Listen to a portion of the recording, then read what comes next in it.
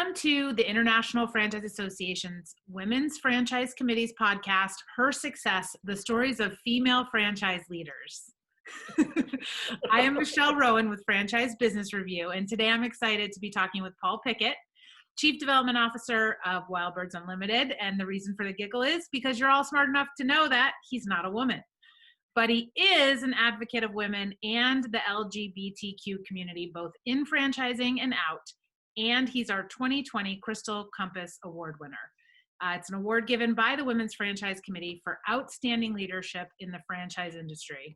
And I will start with full disclosure. Paul is one of my dearest friends, so we could probably talk all day, but we're going to try and make this a focused endeavor today.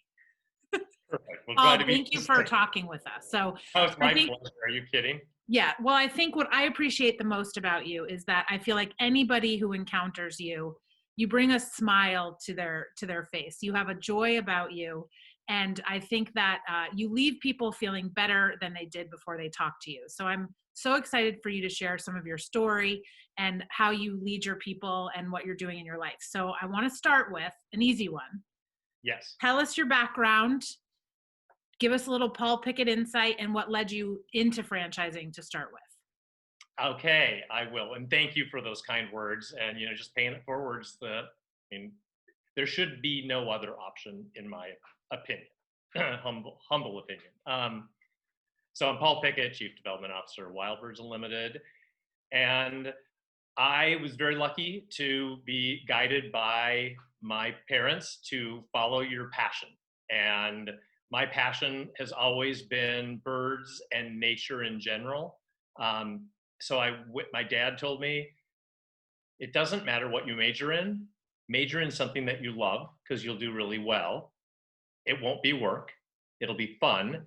You'll get good grades, and then you'll get a good job, and then you can worry about what you're going to do. So I did, and I went to school, and I have a bachelor's in biology with a focus on ornithology, the study of birds, and a master's in biology/ornithology, and a minor in biochemistry and statistics, which are weird, but that's something I was also interested in.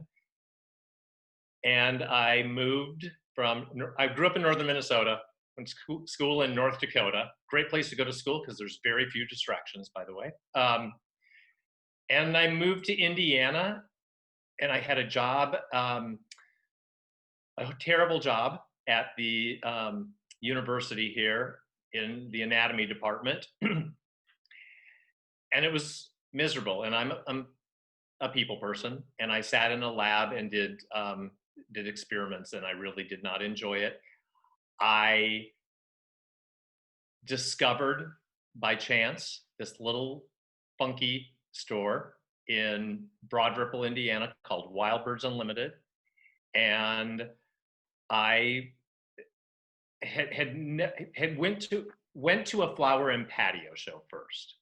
One of those places where they set up booths, and then and they set up flower displays. Mm-hmm. And around the outside there are all these little booths selling everything from Vegematics to plants to a little booth, Wild Birds Unlimited. I went in and just started chatting. The owners happened to be there. We had been birding in the same places. I went on a trip at college to Costa Rica to study birds. They'd been there. Sorry, I warned you, the dogs. That's okay. And started chatting and asked if I could get a job working on Saturdays in the retail store. So I went up on a Saturday, discovered the store, went in there, and just so happened that a truck showed up while I was there talking to them, and the owners went out to help unload the truck. I was in the store, I was looking around, and I ended up engaging with a customer, because I'm such a stranger, I ended up selling them a whole bunch of product, and then went out and helped them finish unloading the truck. And one of the employees came out and said, "You need to hire this guy. He just sold $200 worth of bird feeding products to somebody." They got really busy. My boss, Jim and Nancy Carpenter, said, "We're too busy. Come back next week." I came back and they said, bring a resume. A CV is what we used to call them. And I'm like, to work Saturdays part-time in a retail store? Okay, I'll do it. And they said, hey, we've got this franchise. We don't have any employees. We're really looking to grow. It was back in 1989. They made me take my wingtip shoes because it was an interview. So I thought I'd be proud. And I had an old pair of wingtip shoes. They made me take them off. So I did the interview in my stocking feet in their basement office. And they offered me a job. And I was the franchise assistant, first employee. And I did everything from, they used to bring their cats in. I'd clean the litter box. I did store visits. I, cut and pasted literally with tape to make marketing materials. I helped store owners navigate through operational issues. And I found this wonderful passion in talking to people who were interested in opening their own Wild Birds Unlimited store, and just grew from there. And it's been 31 years of doing all of that and loving it and watching our system grow to 345 stores. And we have nearly 50 employees, a great team at the Franchise Support Center. So awesome. that's Okay, my so story. let's unpack all those lessons that were in there. So one, your parents told you to do something you love, which I'm hoping more children hear that now, but it was not a common thing to hear back then. You heard, do what's going to pay the bills. So what did you think you were going to do with your degree? I'm just curious what you envisioned your life to be with what you went to school for. I honestly thought that I would continue on and get a PhD and be a college professor and researcher. Okay, so you pivoted and just by following your passion. So that's one incredible lesson. Yeah. So second is that you found this business and what they were doing, and you were just so excited by it that you were literally willing to do anything, and they took you up on that. That is absolutely true. Yeah, So, we met right there in the middle. Yeah, there's not a lot of shoveling out kitty litter in most job roles. Probably wasn't on anything that they would have published, but you just did it. Well, yeah, that's probably true. That was not one of the tasks associated with being the franchise assistant. Okay. And then the other is that you were persistent. They were busy. They didn't have time to talk with you, and you didn't say, okay, I'm going to walk away. They then asked you for a resume to come work on Saturdays, and you thought that was strange, but you still did it. Yeah. So there's like 100 lessons in just your story alone on what led you into franchising. So now, 31 years later, a lot less hair later. Yeah. I'm hoping that you're done with the kitty litter. I'd do it if I was asked to do it. I mean, you know what? You dig in, right? I mean, Susan Blackbeth always says, you got to pull tarp, right? When the truck comes for our enterprise leadership conference to get loaded, I'm back there loading the truck. And when it's stuffing goodie bags for our trade show, I'm stuffing goodie bags. I know how to use the mail machine. I know how to, I can do it. Yeah. You just do it, right? I mean, that's part of being a leader is you get down in the trenches with your folks and you let them know that you can do it. Usually they kick me out because I stink at most of it, but I'm fine with that too. You don't do it their way. Correct. So I'm like, great. You do it. You do you, people. I love it. So can you think of any challenges that you faced along the way? And this can go back to jobs before you got into Wild Birds Unlimited. There might have been one job before then, but or just challenges that you faced along the way in getting to where you wanted to be or doing what you wanted to do, or just a challenge that you worked through in business that you can share with others. Yeah, I do. I do have something that and I will tell you that it came from inside, not from outside. I have leadership in my company that is amazing and non-judgmental and inclusive and accepting. But my trouble was being authentic. And so you mentioned I'm a huge advocate of women. I'm a huge advocate of the LGBTQ community. I happen to be a gay guy. I was so fearful that that would be something that would restrict my ability to grow. And it wasn't from outside, it was from inside. And it was my own fear and my own anxiety associated with being judged. And that was a fear that I had to overcome in order to be my authentic self. and allowed me to grow into tapping into more of my authentic self. But that was a barrier to a lot of other things. And once that barrier came down, the floodgates came, and I was like, oh, I can do this. I can do anything. Awesome. If I put my mind to it. Yeah, I love it. So how about some people that have been influential in your journey through all of your work career? Anyone that's kind of really helped you figure out your way or helped support you through what you do even today? Yeah, I mean, Jim and Nancy Carpenter, Jim, the founder, and his wife, who was not the founder, but jumped into the franchise very quickly and were my bosses and continue to be my bosses. And I'm not just filling you full of it, but Michelle Rowan, I don't know if you know her. Somebody who's just honest and authentic and funny and wise and direct and kind at the same time. Therese Tilgen and Gary Gardner. This list is going to be, I'm not going to even come close to touching the whole thing. Who were early on, I've known them for years, who have just been advocates and thought leaders for me to follow. Kim Ellis, who taught me a lot of blocking and tackling and franchise development. Jeff Sturgis, same way. Pete Lindsay, just people who I've just like tried to be a sponge around. Two people that are really important to me right now, Shelley Sun and Catherine Munson. Just always pushing and yet always being thoughtful. Eric Stites, just, do it right. Do it right and ask a lot of questions and measure everything you do. I mean, that's something that words he shared with me early on that were very wise. Susan Blackbeth, just tapping into your passion bucket. That's a term she uses. Nancy Bigley, digging down into the details so that you know what the heck you're talking about before you start opening your mouth. So that's just through a tiny list of people who have just given me so much over the years. Well, and for people that are watching this, I mean, you just named some really big names and well-known people in franchising. So what can you give advice on? How do you make those connections? How do you meet those people and have those kinds of conversations?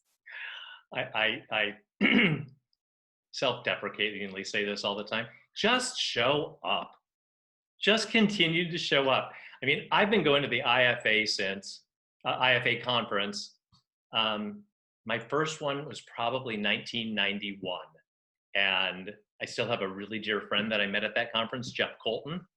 I went to dinner with a guy at that conference that I don't know how it all happened, but I was just sat next to him at this dinner that I kind of just honed in on because I was too stupid and naive to be afraid. I don't know if you've ever heard of Fred DeLuca and Subway. I have heard of it. Small brand. Yeah, small brand, I think emerging sort of. Yeah. I didn't know until I got back home who I had dinner with. But it's just about showing up and just being there and being present. And when people ask, say yes. Just say yes. And sometimes it's a bust, but it's usually not. And you can usually pull something great out of anything. So yeah, I will say that's probably one thing that you taught me. I was very closed off when I started in franchising, and probably because I was a woman and it's a little intimidating to jump in with all these crazy men. Franchising tends to get a little crazy at night. But yep. I very much kept my work life and my home life separate. And I think you forced me to say yes, but you got me to do stuff and go to things that I wouldn't have done. And you got me to open up. And I love what you said about authenticity is that there's no more, this is who I am at work and this is who I am at home. It's just not, it's not a way that you can operate in this world anymore. So show up and say yes. That's true. Say yes. Yeah. It's too hard to keep track of it all. I will tell you, I am never the smartest guy in the room, ever, ever, ever, ever, ever. And so I can't remember what does somebody know and somebody doesn't know, and what part of me am I allowed to share and be transparent on, and what part am I not? It's too hard. Just be me. Yeah. So what do you feel like is some of your leadership style, or how do you lead your people and create a team since you were there from the scratch? Is it organic, or how are you learning to be a good leader, or what do you think makes you a good leader? Because I'll tell you, you are one, because I know I don't want you to do that. Oh, I don't know if you are a great leader. You have a great team and a great culture. So how does that come about? Well, it's evolved, and I don't think. Well, maybe there are some people who are just born great leaders. They say that. I call BS on that a little bit. I think you have to listen. You have to watch. You have to come to that point of self-comfort where you realize that control is usually bad, and let people do things and get the bloody heck out of their way. That was my bad leadership style for a long time, was trying to micromanage and make sure that it was done my way. And once I got over that, and Jim Carpenter helped me with that and said, you're not going to be able to grow to where you want to grow and where I think you have the opportunity to grow. And he basically, he sent me to a leadership coach for it didn't take long. It was like 6 months. And she just taught me to respond, don't react. And I just watched other great leaders and saw how they did things and said, I think I'll just mimic them. And you let your people go, and holy cow, they will take your ideas and your thoughts, and they'll implement them maybe differently, but usually better, you know, because they're in the weeds. They know what's going on the details, and they can say, why are we doing that? That's double entry. I'm like, well, because that's the way we've always done it. That's the way we've always done it. done Shut the heck up and just move on. So now I'm like, yeah, you like it? Great. As long as I know, as long as I get my measurements and my metrics and they're happy and the customer is happy, and then I'm fine. So get out of their way and read and research and listen. Yeah, good point on but measure it. Make sure that what you need to get done is getting done. I like that. So Paul, if you could tell yourself, if Paul today in 2020 could tell Paul something 20 years ago, so 2000 Paul, what would you tell yourself? You're going to lose all your hair.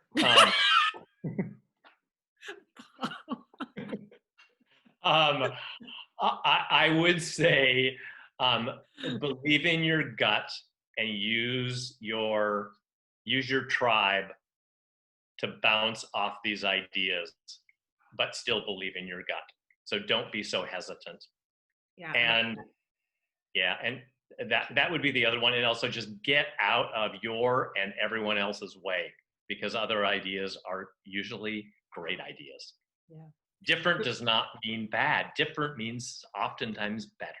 Yeah. Well, I was going to say, do you want to talk about the fact that 20 years ago was the year 2000? Because putting that number on it, I was like, oh my God. Yeah. No, I don't want to talk about that. Oh yeah, let's move on. All right. How about, so what we're trying to do through our committee is tell these stories and help younger people in franchising take away some ideas on how to get to that point of leadership.